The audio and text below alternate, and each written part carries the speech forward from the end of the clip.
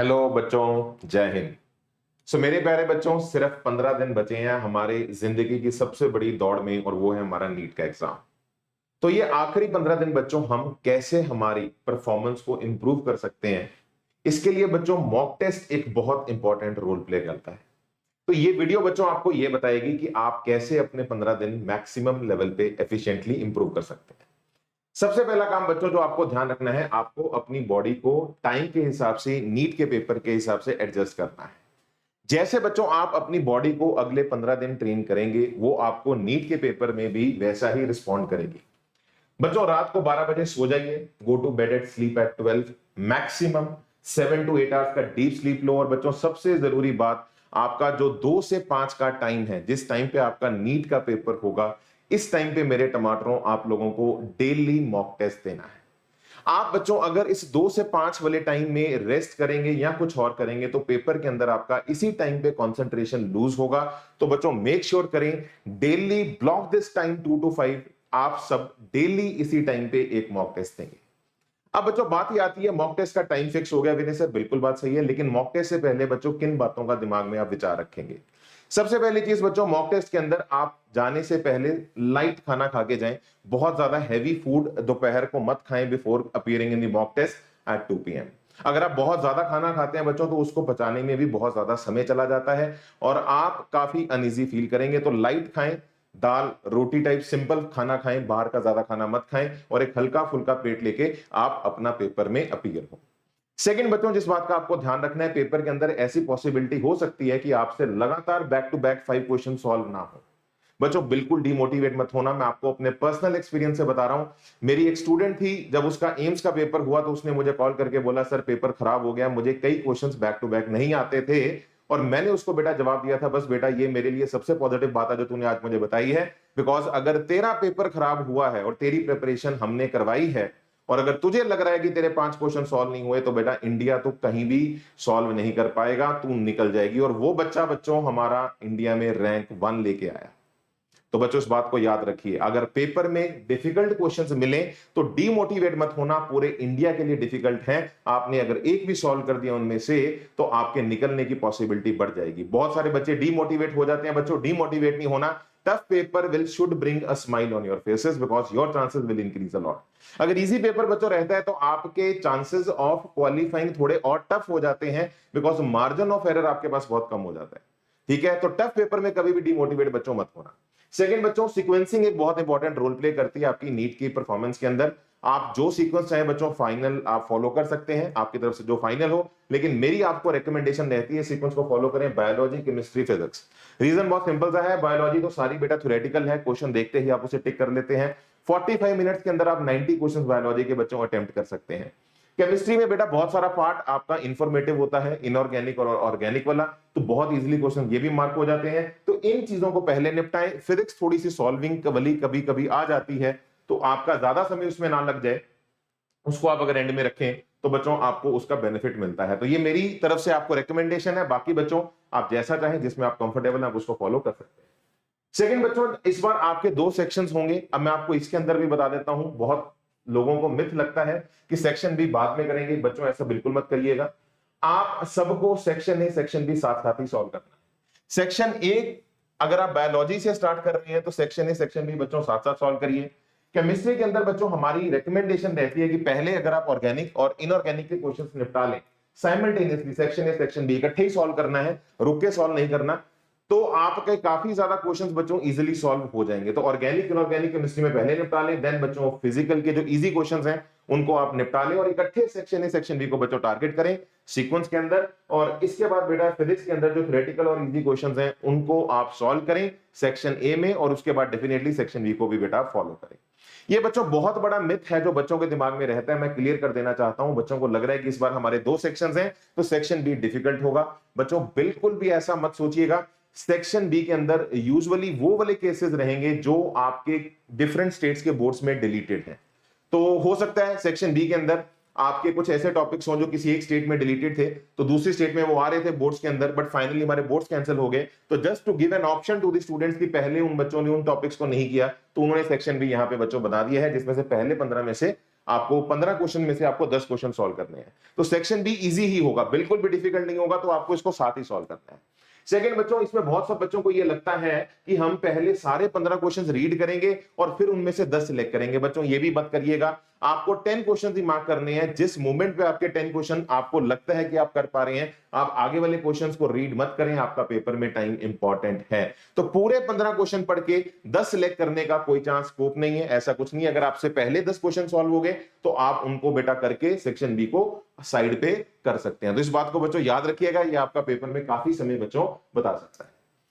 Next बच्चों, जो आपको दिमाग में ये बात रखनी है, that you have to carefully read the questions and आपको ये ध्यान रखना है कि आप जल्दबाजी में सवालों को सॉल्व ना करें। बच्चों जब आप जल्दबाजी में सॉल्व करते हैं तो आपको बार बार स्टेटमेंट पढ़नी पड़ती है, आपका ही समय बर्बाद होता है।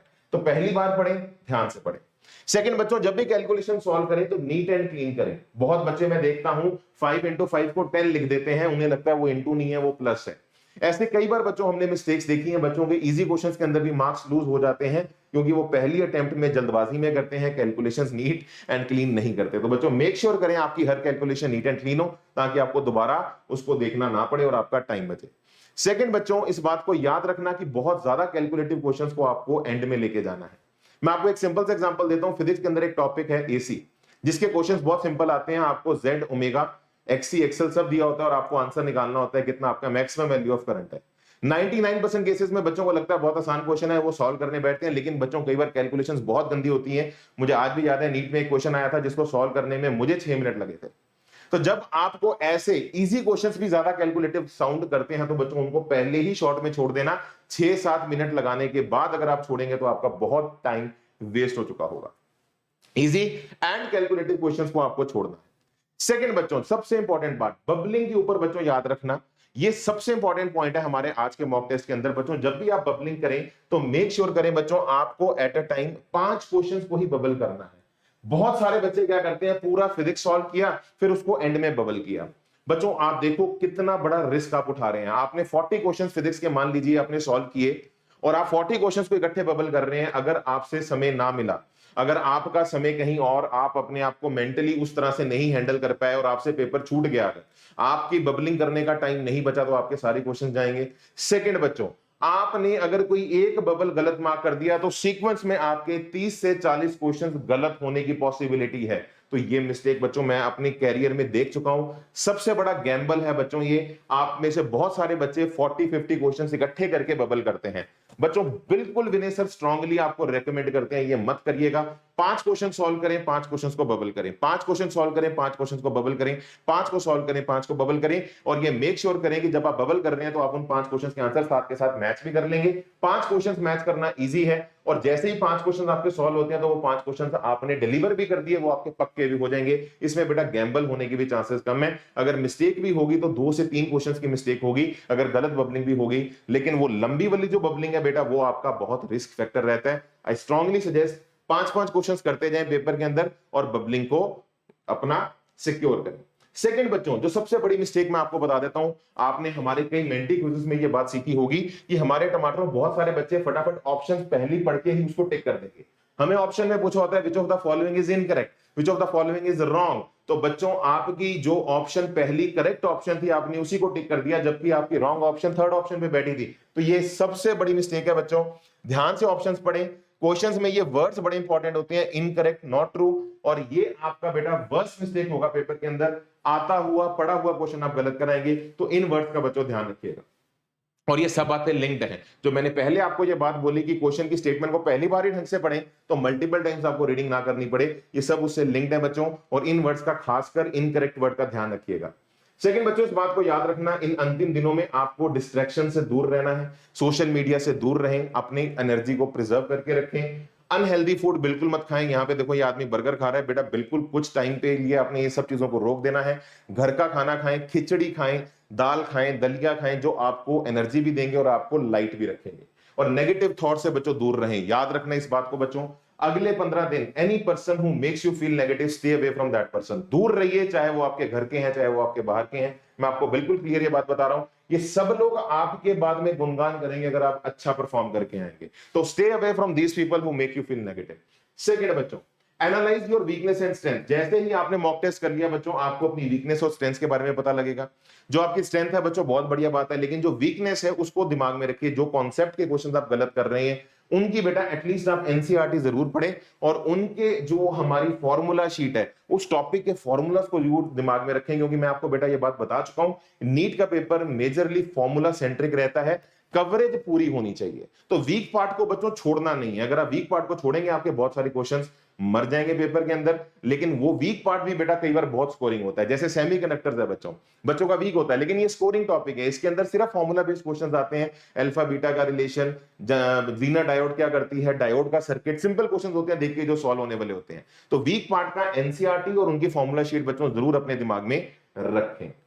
सेकंड बच्चों, इस बात को याद रखना जो विनय सर आपको कहना चाहते हैं कि hard work always page of. आपका कॉन्फिडेंस ही है आपको जो आगे लेकर जाता है बच्चों। इस जिंदगी में बच्चों जो बड़ी से बड़ी लड़ाई है वो आदमी अपने हौसलों से जीतता है, और हौसले बेटा इंसान को बहुत ऊपर लेके जाते हैं। तो याद रखना, हमारी बच्चों जो जंग है उस दिन जब हम निकलेंगे अपने घर से, हम हमारे एग्जाम को जीत कर आएंगे, और हमें जीत दिलाने वाला कोई और नहीं, हमारा ही हौसला होगा। और बच्चों ये नीट मेडिजी की टीम आप लोगों के साथ है। ये एग्जाम आपकी लाइफ का सिर्फ एक बच्चों पार्ट है, ये आपकी लाइफ नहीं है, इस बात को याद रखना। You all will have lots of opportunities in front of you in future. तो आपको सिर्फ स्माइल करना है, मेहनत करना है, और इन चीजों की तरफ आगे बढ़ते रहना है। थैंक यू सो मच बच्चों। जय हिंद। Take care of yourself.